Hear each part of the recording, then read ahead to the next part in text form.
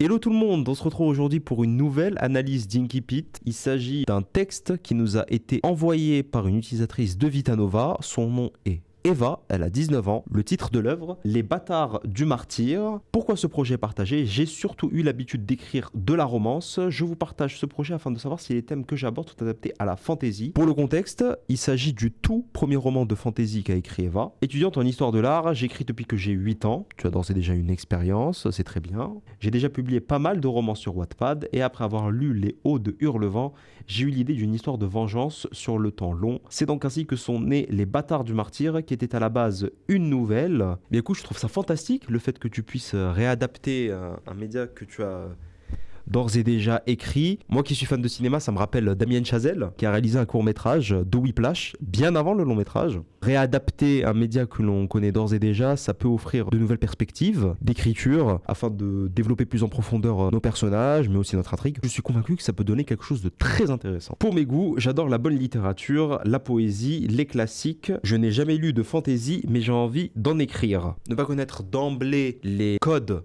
du genre, ça peut être très compliqué lors du processus d'écriture. Du coup, ce que je vous conseille de faire, c'est avant d'entamer l'écriture d'un genre spécifique, intéressez-vous un minimum, lisez ne serait-ce que des nouvelles, voire des extraits. Voilà, je ne vous demande pas forcément de lire un roman de 500 pages. Les retours souhaités. La cohérence de l'intrigue, la clarté des enjeux, les personnages, la profondeur psychologique, la relation entre les personnages, le style et voix narrative, fluidité, lisibilité, l'adéquation avec le public visé. Autre, la lourdeur du style, je me demande si c'est adapté au lectorat d'aujourd'hui. Désormais, la partie la plus subjective de la vidéo, très très belle couverture de roman, je suis très conquis, j'apprécie énormément le choix des couleurs, le contraste entre le bleu, le marron. On voit très bien que tu apportes une profondeur à ton univers. Petite précision, mais le roman est disponible sur Wattpad. Si vous voulez aller jeter un coup d'œil, n'hésitez pas, il y aura le lien en description. Les bâtards du martyr, je suis très fan du titre. Toi qui n'as jamais lu ou jamais écrit de fantasy, tu coches ici une case. Avec ce titre, le lecteur, enfin une personne qui va en librairie et voit le titre, comprend que c'est de la fantasy. Et pour cause, on a bâtard, martyr, on comprend vraiment qu'il y a une histoire de vengeance, d'héritage. Les thématiques sont globalement respectées d'entrée de jeu. La partie la plus croustillante maintenant, le résumé, je vous propose qu'on le lise ensemble. Le bonheur est la rançon de l'égoïsme. Telle est la sagesse de Mélirna d'Arthaler. Saignée à blanc par une enfance traumatisante, la ravissante héritière d'une puissante maison ducale est enfin libérée de ses chaînes. Promise au prince d'Érène du royaume de Marnebrie, sa joie égale son avenir radieux, et ni les marées ni les saisons ne semblent capables de l'arrêter. Les noces qui approchent seront les plus illustres de mémoire d'homme, présage certain. Ici, je suis conquis. Voilà, moi je te le dis, on a une très bonne situation initiale, une très bonne mise en place des enjeux, un mariage. En tout cas, tu mets très bien en place la situation. Tu coches encore une case pour répondre à ta première question. Oui, on respecte ici les codes de la fantaisie. Plus au nord, dans un royaume voisin, une autre légende s'écrit. Déporté avec sa famille après un conflit clanique meurtrier, le jeune Galen lutte contre faim et peur. Par un heureux hasard, un personnage influent de la cour le remarque pour son habileté innée au dressage de chevaux. Épargné de la pauvreté, il est dès lors confronté au rude quotidien du combattant et évoluera auprès des esprits les plus éclairés de son temps. Figure exceptionnelle et romantique, chef de guerre respecté redouté, il liera sa vie à l'épopée de son roi et son sort à celui de tout son peuple. Ici, tu te gourres malheureusement dans ton quatrième de couverture. Pourquoi? Parce que il y a une cassure dans le rythme. Tu nous présentes un autre personnage principal. Je peux trouver ça intéressant de nous donner un aperçu des deux personnages principaux, surtout lorsqu'il s'agit d'un roman à point de vue multiple. Néanmoins, tu ne te focalises pas sur l'élément perturbateur qui va chambouler toute ton intrigue. Et justement, vu que tu as présenté Mélirna en premier, j'imagine que ça va être elle qui va être, on va dire, le pivot central de ton récit. Et s'attarder sur Galen, c'est pas intéressant. Laisse-nous le découvrir. La tension que tu as construite au premier paragraphe n'est pas complétée, ce qui donne l'effet d'un pétard mouillé. Concernant le troisième et dernier paragraphe, je trouve que la tension n'est pas relevée. On s'essouffle encore. C'est un quatrième de couverture qui est assez pauvre. Dans tous les cas, l'éditeur se chargera de faire le résumé de votre histoire. En ce qui concerne la narration, nous sommes sur un point de vue multiple, un temps passé, inspiration, les hauts de Hurlevent, le comte de Monte Cristo, thématique, dépression, trigger warnings, violence. Mais enfin, passons à ma partie préférée, l'analyse des personnages.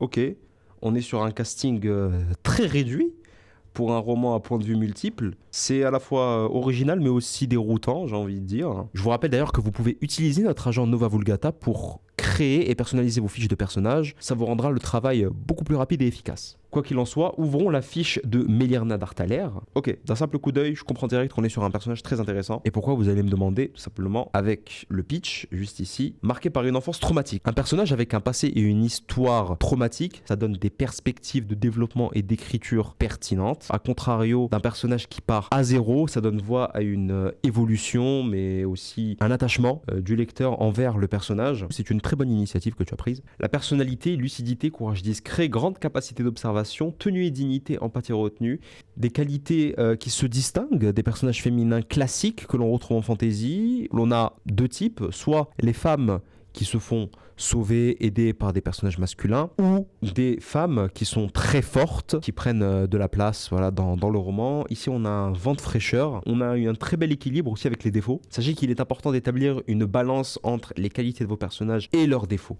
Nous avons également le prince d'Eren, qui est un personnage principal, le mari de Mélirna. Fils d'Amadrius II, D'Eren est un prince mesuré et lumineux dont la douceur et la lucidité tranchent avec la dureté de la cour. Perçu par Mélirna comme un espoir, il cherche une voie juste entre héritage et renouveau. Ici, un personnage masculin assez classique qui correspond au poncif du genre fantasy.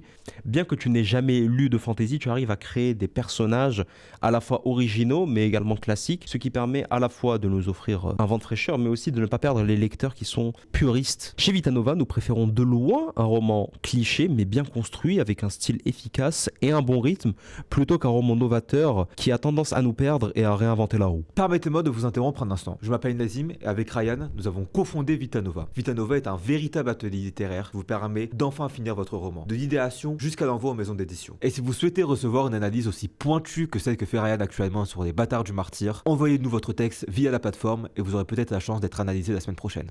Bonne vidéo. Alors, qu'est-ce que tu nous proposes dans ton Incipit?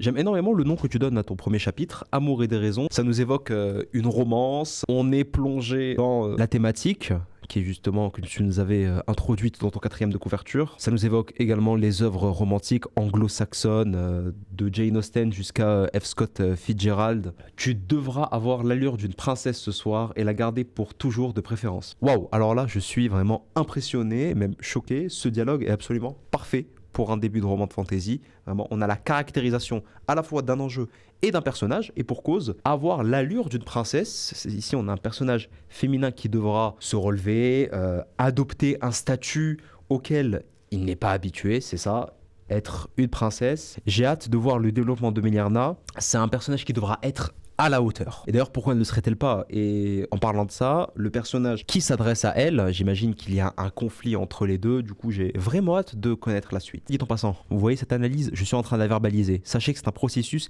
qui est tout à fait normal. Vous pouvez vous dire que j'en fais peut-être un peu trop, mais c'est tout simplement beaucoup plus simple et beaucoup plus rapide. On enchaîne. Cernée par une plaine infinie, monotone et verte, tapisserie de verdure, de blé et de froment étirés sous le ciel et ouverte à tous les vents, cette sentence austère, prononcée de la bouche de sa mère ce matin même, revint hanter la jeune Mélirna d'Arthaler. Sorte de conseil teinté de menaces à peine voilées et qui devait à jamais rester gravé dans sa mémoire et dans sa chair. Très beau style, j'adore. Également maîtrisé, tu maîtrises ton sujet, tu maîtrises les mots, la construction de phrases, la syntaxe. Il n'y a rien à dire, ce n'est ni trop long, ni trop lourd. Il y a un bon équilibre entre les mots, les adjectifs. On pourrait d'ailleurs avoir l'impression que cette phrase-là brise le rythme et la structure du récit, mais non, la plume est tellement bien que c'est fluide, ça va, j'ai pas l'impression, en tout cas quand je lis à voix haute, ça ne me paraît pas encombrant. D'habitude, les phrases de ce type assez longuées brisent la structure d'un récit, tout simplement parce que l'on conseille d'habitude aux auteurs débutants de faire des phrases courtes. Or, Eva écrit depuis ses 8 ans, en l'occurrence ici il y a une véritable maîtrise des mots de la langue française. Regardez par exemple en termes de ponctuation, c'est très bien découpé, monotone et verte, tapisserie de verdure, de blé et de froment étirés sous le ciel et ouverte à tous les vents. Il n'y a pas de brisure, voilà, les mots sont parfaitement alignés. Cette sentence austère prononcée de la bouche de sa mère ce matin même. Ce qui est intéressant dans cette phrase, c'est qu'elle n'est pas lourde. Et pourquoi? Tout se joue au niveau de la ponctuation. Regardez, il y a des incises, des virgules, on prend notre temps quand on lit, mais également le point-virgule qui est en plein milieu, qui vient justement créer une jonction entre les deux propositions, permet un équilibre dans le rythme de la phrase. Et puis tout ce qui fait le charme de cette phrase, c'est que Mélirna se pose une question. D'ailleurs, je vous pose la question, si vous deviez supprimer des mots de cette phrase, est-ce que le sens resterait le même? Comme le disent nos amis anglo-saxons, less is more. Et pour la réponse, sachez que je ne supprimerai aucun mot puisque tout est parfaitement aligné. Pourtant, en matière de recommandation, sa génitrice dispensait de coutume le parfait exemple de ce qu'il fallait éviter. Mais le ton employé suffit à la titiller. Ne le suis-je pas déjà, une princesse? Minauda-t-elle alors en exposant moult charmes? Excellente réponse de la part de Méliarda. Néanmoins, je supprimerai le Minauda-t-elle en exposant moult charmes. Je trouve ça assez lourd. J'aurais juste dit en jouant de son charme. D'ailleurs, le vocabulaire est très important. Comme vous voyez ici, j'ai fait la remarque exposant moult charmes, j'ai dit en jouant de ses charmes. Ce que vous pouvez faire, c'est utiliser l'outil synonyme contextuel qui vous permet d'atténuer, on va dire, le ton de votre phrase. Bien, je passe à la suite désormais, vous m'en voudrez. Il n'y a pas besoin que je m'étale sur le deuxième paragraphe, tout simplement parce que ce seront les mêmes remarques. Je vous laisserai mettre pause si vous voulez le lire, il est juste ici. Mais vous constaterez qu'il y a un très bon équilibre, que ce soit dans la syntaxe, mais aussi dans ce qui est raconté. Je vais directement passer au dialogue. Suzeraine de ton petit royaume onirique, oui, tu l'es. Les beaux ducs, les nobles chevaliers et les loyales suivantes de ton imagination te seront toujours soumis. C'est en cela que l'esprit est réconfortant, mais tu as d'autres territoires à conquérir, d'autres sujets à convaincre, d'autres cœurs à séduire que celui du prince des reines. Très bon. Franchement, il n'y a rien à dire, très bon. Tu converges, on va dire, vers le prince des reines, à savoir le deuxième personnage principal, également son mari. C'est très bien construit. C'est pas à la fois grandiloquent, c'est noble. On a ici un style, mais également un langage qui est très courant, cohérent avec le genre auquel tu t'attaques, la romance, la fantaisie. On est dans un cadre royal, noble, et je trouve que la manière dont s'expriment tes personnages est tout à fait cohérente. Pour une personne qui n'a jamais lu de fantasy, franchement, je suis véritablement impressionné. Non, honnêtement, c'est un excellent début d'Inkipit. Si tu veux mon avis très sincère et objectif, j'adore énormément le style. Franchement, j'achèterai le roman. Moi qui suis pas fan de romance et de fantasy, voilà, je dois vous l'avouer. Mais ici, ça me donne envie, tu vois.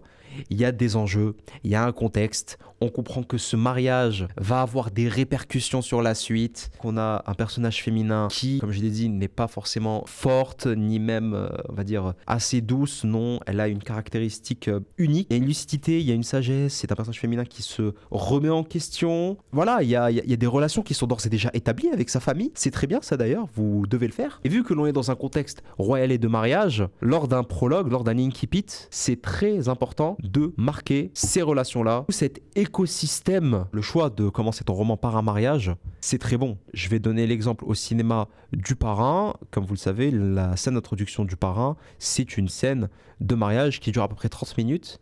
Mais durant ces 30 minutes-là, on a tout le contexte qui est mis en place de la famille Corleone, les frères, leur position vis-à-vis de leur père.